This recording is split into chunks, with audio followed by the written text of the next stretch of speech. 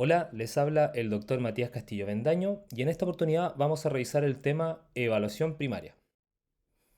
¿Cuál es la importancia de la evaluación primaria? Esta es la fase inicial del proceso de diagnóstico en urgencia. Nos permite identificar y priorizar pacientes potencialmente graves. Nos permite también reconocer patologías potencialmente graves y nos conlleva a hacer intervenciones inmediatas para revertir estas condiciones de riesgo vital. Esta es la realidad que vivimos en la urgencia día a día. Cuando nos llega un paciente grave, que está inconsciente, que está respirando mal, está con pulsos presentes, pero el paciente no es capaz de aportar información alguna sobre lo que le está pasando. Por ende, se trata de un paciente indiferenciado. Y para eso existe esta evaluación sistemática llamada evaluación primaria, que me va a permitir detectar algunas condiciones que pudieran estar comprometiendo la vida de mi paciente. Para poder empezar este proceso de evaluación primaria, necesito primero algunos datos básicos, que generalmente me los va a aportar un familiar, o la enfermera categorizadora, o el personal de SAMU, o de otras vías de traslado que me haya traído al paciente. Para eso necesito el nombre, el sexo del paciente, la edad, el motivo de consulta, por qué lo traen, y la vía de ingreso. Si es que este vino de manera espontánea, lo trajo una ambulancia, lo trajo un auto particular, fue traído por terceros, por familiares, etcétera.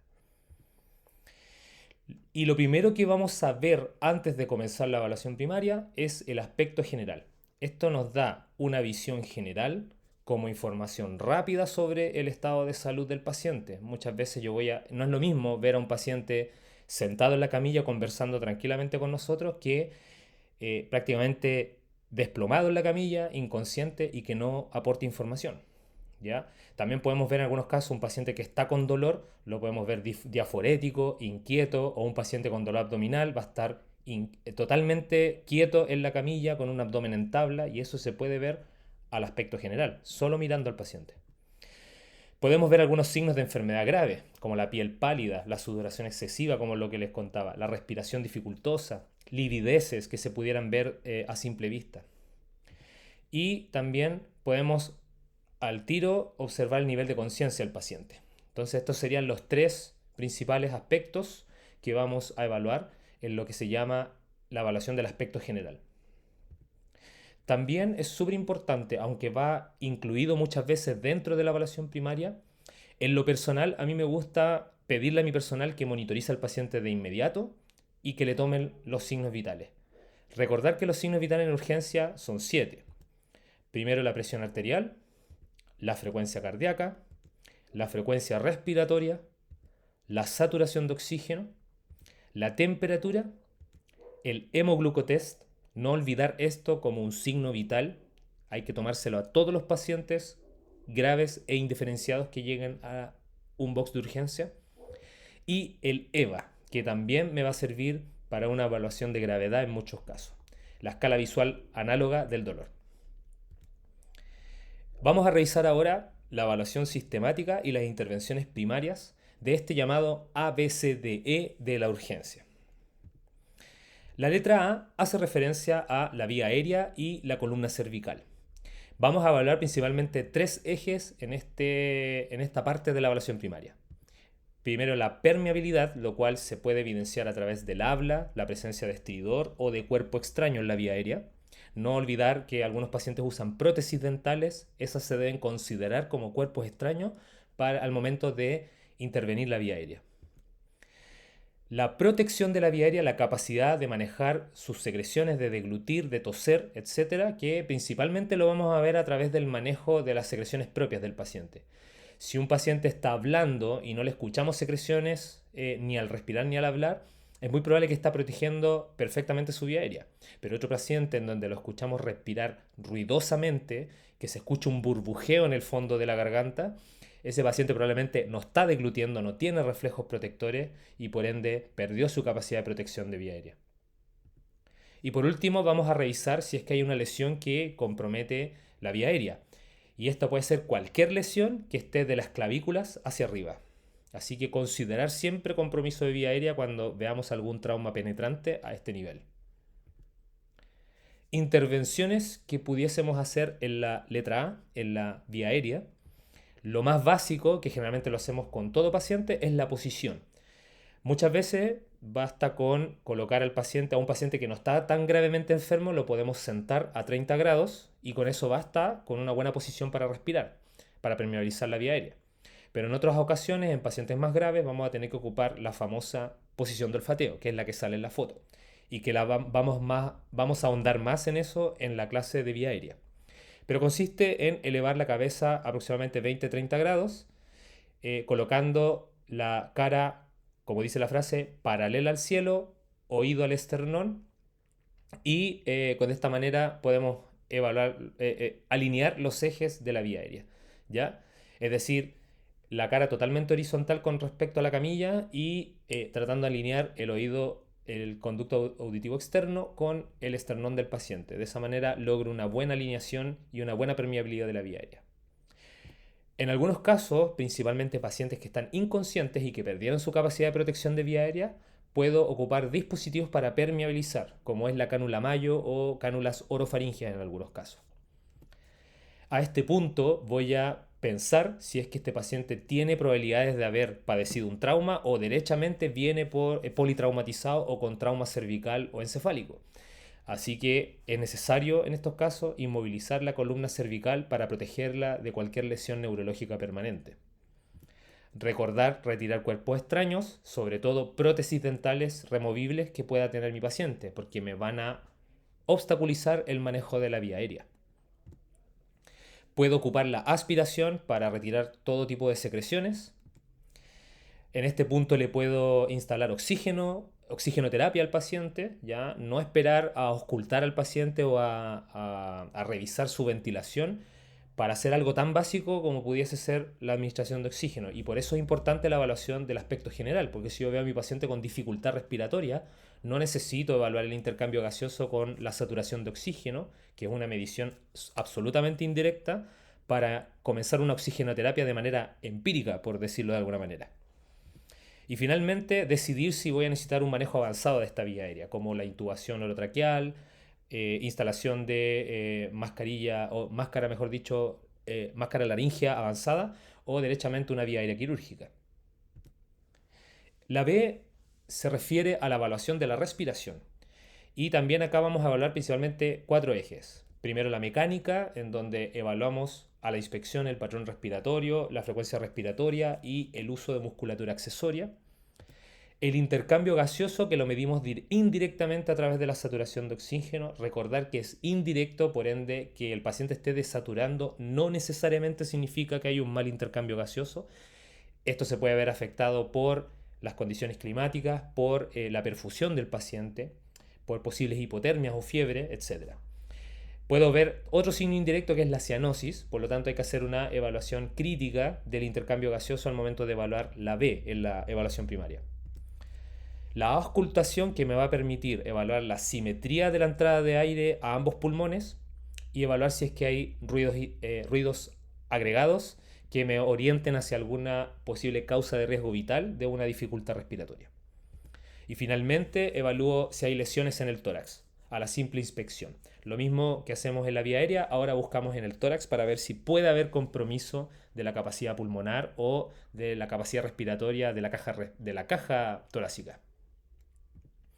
Intervenciones en la B pueden ir desde una terapia broncodilatadora, algo un poquito más invasivo como una toracocentesis descompresiva para aliviar un neumotórax a tensión, la instalación de tubo pleural o la ventilación asistida, cuando vemos que ya mi paciente en realidad la oxigenoterapia no es suficiente para mantener un buen intercambio gaseoso y tiene una pésima mecánica ventilatoria o lo vamos a intubar y necesitamos asistir la ventilación con bolsa, válvula, mascarilla o también llamado AMBU.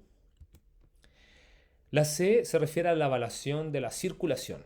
Aquí vamos a hablar también 4 ejes, principalmente la presencia de hemorragias, vamos a evaluar la macrohemodinamia, vamos a hablar la microhemodinamia y además los pulsos distales, principalmente su amplitud y simetría.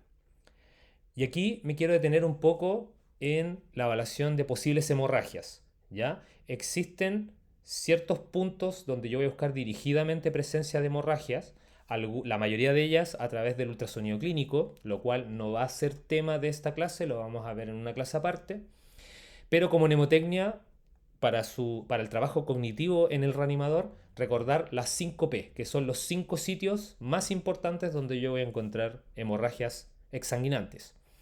La primera P es el pericardio, después está la pleura, es decir, hemotórax, el peritoneo, ya cuando encuentro líquido libre a nivel abdominal en contexto de trauma, en un trauma abdominal cerrado, por ejemplo, la pelvis y el fémur, ya que en pacientes politraumatizados, choqueados, donde no logro encontrar focos hemorrágicos, tengo que inmovilizar la pelvis, tengo que buscar dirigidamente fracturas de fémur porque sangran mucho. Y finalmente el piso y la camilla. ¿Ya? Esto para siempre recordar que a veces no vemos focos de sangrado evidentes en el paciente, pero el paciente puede venir con la camilla mojada en sangre o derechamente el suelo estar lleno de sangre y eso ya nos indica que el paciente está sangrando. Con respecto a la evaluación de la macrohemodinamia, también nos vamos a detener un poco aquí para recordar que los dos principales signos que buscamos de shock principalmente en la frecuencia cardíaca es la taquicardia y en la presión arterial es la hipotensión. Pero también existen signos precoces de shock y muchas veces el paciente antes de estar taquicárdico en sí o puede ser un adulto mayor que está bajo efectos farmacológicos de sus terapias antihipertensivas u otros, como los beta bloqueadores, lo cual le va a inhibir su capacidad de respuesta con taquicardia. Por lo tanto, existen otras metodologías para evaluar el estado de shock y también sirve para predecir el shock, que es el shock index o índice de shock. Que esto es básicamente una división entre la frecuencia y la presión arterial, ¿ya? Frecuencia dividida por la presión arterial. En general, lo que se ha visto en los estudios, que un shock index normal en un paciente es bajo 0,7, mientras que sobre 0,8 se considera elevado, pero esto no necesariamente significa que el paciente está choqueado. En general, cuando ya tenemos un shock index de más de 1, ya podemos decir con certeza que el paciente está con signos precoces de shock. Por lo tanto, el paciente puede estar muy taquicárdico, con presiones normales, pero si el shock index da más de 1, ya nos puede decir que está choqueado. Pero si no está más de 1, pero está más de 0,8, ya nos puede decir también que va hacia el shock y que tenemos que estar atentos para intervenir. También en el manejo de vía aérea avanzada, esto es súper importante y lo veremos en la clase correspondiente. Pero también existen otros signos precoces de shock, ya cuando el paciente está macrohemodinámicamente estable, y que son los signos de perfusión, que le llamamos en este contexto microhemodinamia. Y estos signos son el compromiso de conciencia, el enlentecimiento del llene capilar, la frialdad distal, el mottling o la presencia de livideces y la oliguria, si es que tenemos capacidad de evaluarla en ciertos pacientes. Por ejemplo, pacientes que ya vienen invadidos con sonda vesical o pacientes que podemos evaluar empíricamente cómo está su diuresis. Algunas intervenciones que podemos hacer en la C de la evaluación primaria.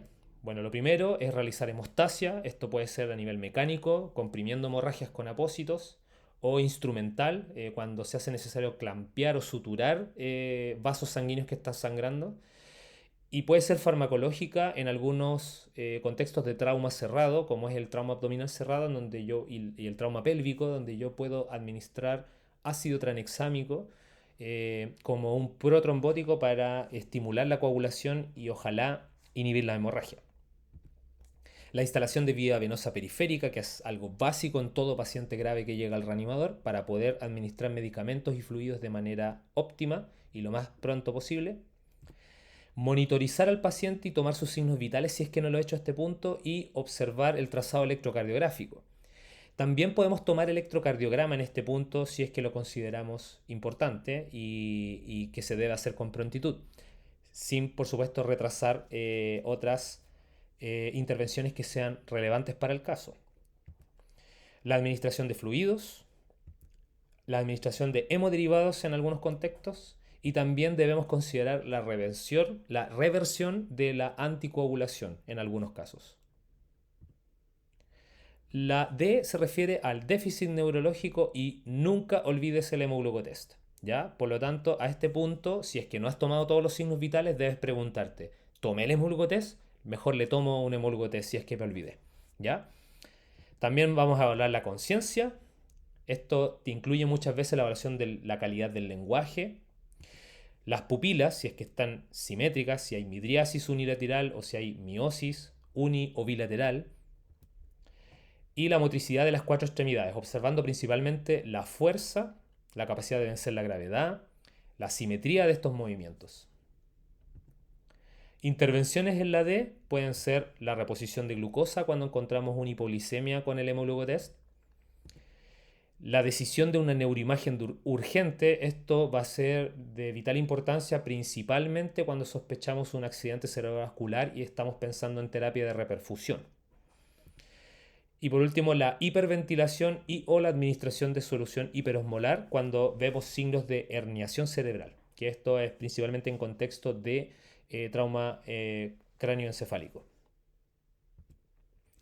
Por último, la E hace referencia a la exposición. Esto significa desvestir completamente al paciente, buscar lesiones en piel, lesiones evidentes como erupciones cutáneas o algunas lesiones que se nos hayan escapado en la evaluación de las hemorragias.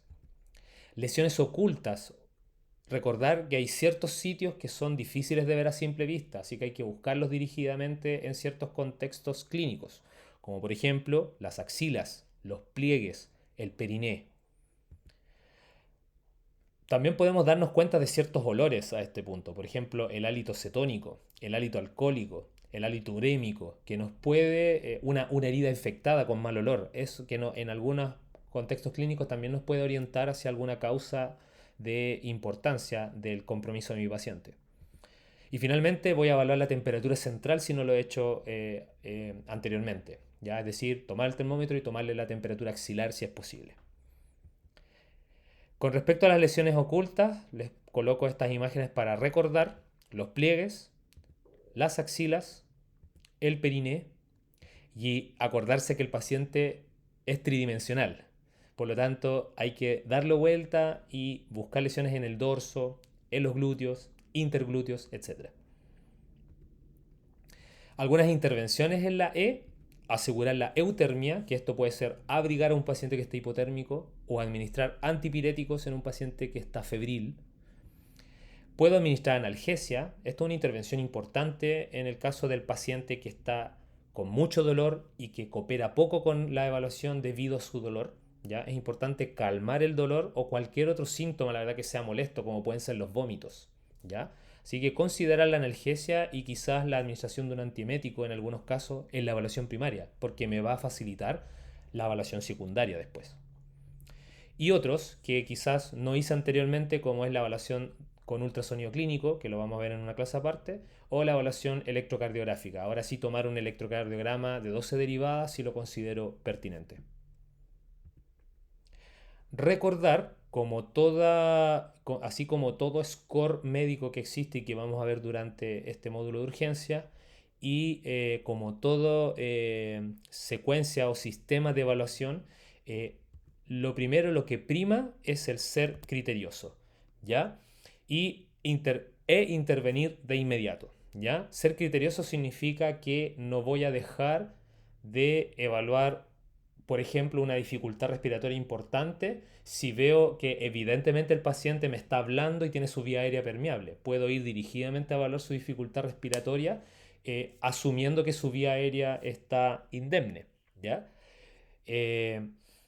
No voy a retrasar la evaluación neurológica si mi paciente está con una ACV, viene por un compromiso de conciencia y es súper importante evaluar el estado neurológico.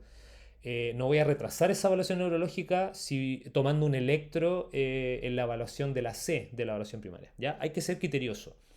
Esta sistematización de ABCDE hay que tomarlo como un sistema, como una sugerencia, para no olvidarse de nada, pero yo puedo mover las piezas según yo considere para el caso clínico que estoy viendo específico.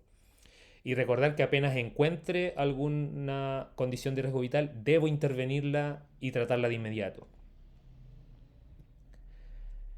También es súper importante en la urgencia la reevaluación constante. Como estoy evaluando varias áreas de mi paciente y estoy interviniendo de inmediato, debo reevaluar para ver si estas intervenciones mejoraron las condiciones de mi paciente o todo lo contrario, mi paciente está empeorando. ¿Ya? Por lo tanto, voy a reevaluar sus signos vitales, voy a reevaluar su vía aérea, su respiración, su circulación, su estado neurológico y voy a seguir activamente buscando lesiones y hemorragias en su cuerpo para asegurarme de que las intervenciones funcionaron o si es que mi paciente está empeorando y debo hacer otras intervenciones. Luego de que hago la evaluación primaria y reevalúo y me aseguro que mi paciente está estable, puedo avanzar hacia la evaluación secundaria. En algunos casos puedo enviar a alguien de mi equipo a realizar la evaluación secundaria con algún testigo, algún familiar o con el personal de SAMU, de ambulancia. Y esto va a conseguir principalmente en hacer una anamnesis dirigida, un examen físico focalizado y esto nosotros lo podemos canalizar en una mnemotecnia que es sample, ¿ya? Que es solamente para no olvidar ciertas cosas importantes de la evaluación secundaria. Síntomas y signos, alergias, medicamentos, patologías previas, líquidos y alimentos, ya que se refiere a la última comida en el fondo, y eventos importantes, ya algo que puede haber gatillado el cuadro, como un accidente, una pelea con un familiar, un asalto, etc. Determinar cuidados definitivos. Esto es lo que vamos a hacer al final de la evaluación primaria y de la evaluación secundaria, cuando ya tenga claro el panorama con mi paciente y vea que está estable, voy a determinar si mi paciente va a seguir en el reanimador o lo puedo descargar hacia un box de menor complejidad o lo mando a una unidad de observación de alta complejidad o derechamente lo hospitalizo en una unidad crítica o en una unidad de camas medias, etc. ¿Ya? Ese es el fin último de esta atención de urgencia. Para finalizar, puntos claves de esta presentación. La evaluación primaria, el objetivo principal es identificar y tratar condiciones de riesgo vital. Realizar intervenciones inmediatas, esto es primordial durante la evaluación primaria, deben ser a la par y simultáneas con las evaluaciones. Si veo un compromiso de vía aérea, intervengo a la vía aérea. Si veo un compromiso de ventilación, intervengo a la ventilación. Y así sucesivamente. Y luego reevalúo, perdón, y luego reevalúo constantemente para asegurarme que mi paciente está mejorando o para evitar complicaciones. Y nunca, nunca, nunca dejar de ser criterioso. Recordar que la evaluación primaria es una evaluación sistemática, pero no reemplaza el juicio clínico. Por lo tanto, debo evaluar y priorizar intervenciones según lo que sea más importante para mi paciente en ese momento. Muchas gracias.